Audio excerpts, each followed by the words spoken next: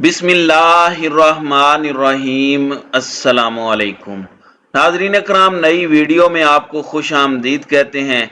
इस्लामाबाद में कुछ बड़ी अहम और कुछ खतरनाक डेवलपमेंट्स सुनी गई हैं और इन डेवलपमेंट्स ने पूरे का पूरा मंजरनामा बदल के रख दिया है।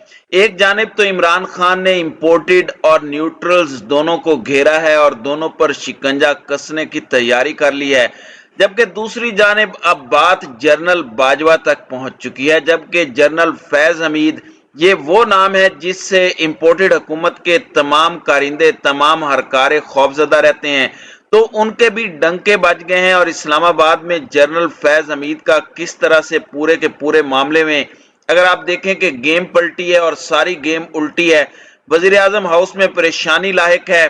प्राइम मिनिस्टर हाउस के अंदर क्या कुछ शहबाज शरीफ के हवाले से चल रहा है, तो ये बड़ी इंटरेस्टिंग डेवलपमेंट्स हैं, क्योंकि इस्लामाबाद में दो बड़े इजलास हुए हैं। एक इजलास के मेहमान खुसूसी थे इमरान खान, साबिक वजीर आजम पाकिस्तान, और एक इजलास में शहबाज शरीफ साहब जो कि पाकिस्तान के मौजूदा वजीर आजम हैं। अलबत्ता बहुत से लोग उन्हें वजीर आजम नहीं बल्कि पाकिस्तान की तरफ से भिखारी के तौर पर भी जानते हैं, क्योंकि बैगर्स हैं हम सब और वो हमारे सबसे बड़े बैगर हैं। पूरी कौम बैगर है उनके मुताबिक, और बैगर आर नॉट चूजर्स। अब सारे के सारे मामले में कुछ चीजें आपके सामने रखनी है। सबसे पहले खान साहब वाले इजलास की बात कर लेते हैं। रजीम चेंज ऑपरेशन के हवाले से जो एक सेमिनार मुनक्किद किया गया, ये सेमिनार अगर आप इसकी पूरी प्रोसीडिंग्स देखें तो उसके बाद कोई हुज्जत और ऑप्शन नहीं रहती और सारी कसर निकाल दी गई है, सारी कंफ्यूजन दूर कर दी गई है। और इस सेमिनार के अंदर खान साहब ने क्यों कसम तक उठाई है कुछ मामलात में, वो भी आपको बताऊंगा। सबसे पहले तो शीरी मजारी आई और कप्तान ने अपने सारे खिलाड़ियों को बारी बारी मैदान में उतारा। ये एक पूरा मैच था और हर खिलाड़ी ने अपने हिसाब से इस पूरे रजीम चेंज ऑपरेशन को बुरी तरह बेनकाब किया। सबसे पहले शीरी मजारी ने मुकम्मल डिटेल्स रखी, काफी सवालात खड़े किए। शौकत तरीन ने आकर इस इंपोर्टेड हुकूमत की वजह से जो पाकिस्तान की मईशत का जनाजा निकला है उसे एक्सपोज किया। हमाद अजहर ने एनर्जी प्रॉब्लम्स पर बात तो की, लेकिन उन्होंने एक और बड़ी दिलचस्प बात की कि दुनिया भर में जब भी रजीम चेंज ऑपरेशंस होते हैं या तो वो नाकाम हो जाते हैं या उनकी कामयाबी का वक्त 6 महीने तक होता है। फवाद चौधरी ने इसके पॉलिटिकल एस्पेक्ट्स अवाम के सामने रखे और उन्होंने ये बताया कि चंद हफ्तों के अंदर पब्लिक फैसला करेगी कि क्या होगा और क्या नहीं होगा। असद उमर ने डेवलपमेंट्स के हवाले से बातें की, लेकिन इमरान खान ने सबसे बड़ी धमाकेदार तकरीर की और इमरान खान ने हुकूमत और न्यूट्रल दोनों को घेर के रख दिया और मुसलसल प्रेशर बिल्ड करते जा रहे हैं। इमरान खान ने कसम खाई हुई है कि प्रेशर रिलीज नहीं होने देना। उन्हें लगता था कि इमरान खान का मोमेंटम खत्म हो गया है, जो कि तमाम अंदाजे गलत हुए। 3 से 4 मरतबा पिछले 2 महीनों के अंदर इमरान खान के हवाले से जो मिस कैलकुलेशन हुई है, और इस सारे मामले में इमरान खान ने जनरल फैज हमीद के हवाले से कसम खाई कि मैं खुदा को हाजिर नाजिर जानकर कहता हूं कि मुझे चीफ ऑफ आर्मी स्टाफ अपनी मर्जी का लगाने का शौक इसलिए नहीं है क्योंकि मेरी करप्शन नहीं है, और आर्मी चीफ को नॉर्मली इंफॉर्मेशन होती है, आईएसआई को इंफॉर्मेशन होती है, एमआई को इंफॉर्मेशन होती है। और उन्होंने ये भी बता दिया कि जनरल फैज हमीद से दरअसल पीडीएम जमातों को मसला क्या है, क्योंकि वो पहले ही एतराफ कर चुके हैं कि असल मसला तो ये था। खुरम दस्तगीर की तकरीर देख लें, राना सनाउल्लाह का इतराफ जुर्म है जो उन्होंने किया है। और जाहिर बात है general Faiz Hamid DG ISI के ओहदे पर बड़े लंबा अरसा रहे, और इसके साथ साथ डीजी आईएसआई रहने से पहले वो आईएसआई के अंदर मेजर जनरल थे, डीजीसी थे, तो वो पॉलिटिकल एस्पेक्ट्स को बहुत ज्यादा जानते हैं। उन्हें तमाम तर चीजों का इल्म है कि किसका क्या खाता है, कौन कितने पानी में है, कौन कितना करप्ट है। वो सिस्टम से जुड़े रहे हैं, सिस्टम का एक बड़ा इंटीग्रल पार्ट रहे हैं, अभी भी हैं, लेकिन एक डिफरेंट कैपेसिटी में।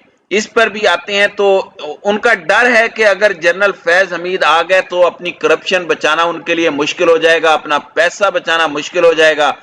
फिर खान साहब ने खतरे की घंटी बजा दी कि कश्मीर का सौदा तो होगा, لیکن اسرائیل کے تسلیم کرنے کے حوالے سے بھی یہ ایک بہت اہم چیز ہو سکتی ہے جو کہ کرنے کا اس وقت منصوبہ ہے۔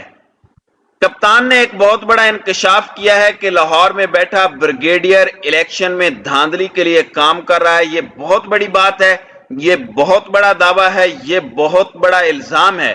اس سے پہلے شاہ محمود قریشی نے بھی پریس کانفرنس کی کہ فیصلہ کیا گیا ہے کہ 20 سیٹوں میں سے 18 نون لیگ کو دینی ہے، 2 پی ٹی آئی کو جتوا دینی ہے تاکہ پورا الیکشن ریگڈ نہ لگے۔ الیکشن کمیشن نے اس کا بڑا مائنڈ کیا، اس چیز پر نوٹس بھی لیا، لیکن اب اس حوالے سے دیکھنا یہ ہے کہ اس پر پاکستان کے مقتدر حلقے کہاں پر کھڑے ہیں۔ پھر خان صاحب نے یہ بھی کہا کہ اب پاکستان کی تاریخ میں ایسا موڑ آ چکا ہے جس میں نیوٹرل ہونے کا موڑ ختم ہو چکا ہے، تو اب وہ راستہ نہیں رہا، اور گھر پر ڈاکہ پڑے تو کیا چوکیدار نیوٹرل رہ سکتا ہے؟ یہ بڑا اہم سوال خان صاحب نے کیا۔ عمران خان نے جہاں امپورٹڈ حکومت کو نشانے پر رکھا وہیں نیوٹرلز کو بھی نشانے پر رکھا۔